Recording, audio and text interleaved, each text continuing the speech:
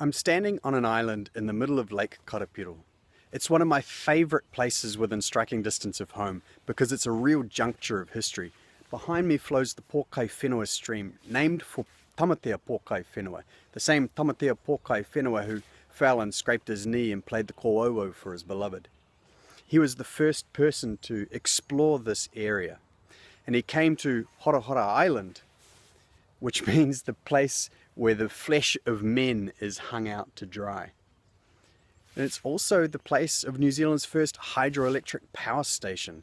The cement I'm standing on is ancient cement, and it is in fact the top of a cable car that led from the workers' homes to the station.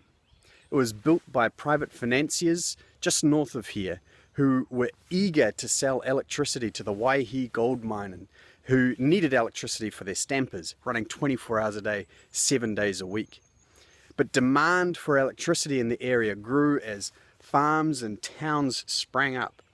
And soon the little power station that could was running beyond capacity, was acquired by the government, was expanded and still struggling to keep up. And so a new dam was needed, Karapiro Dam. Karapiro is the story I want to tell, because the origin of that name is one of the best stories to come out of this region. In the 1820s, Ngāpuhi had come rampaging down through the Firth of Thames and beaten on Ngāti Maru, whose survivors fled inland toward this area. And just west of me are the slopes of Maunga Tautari.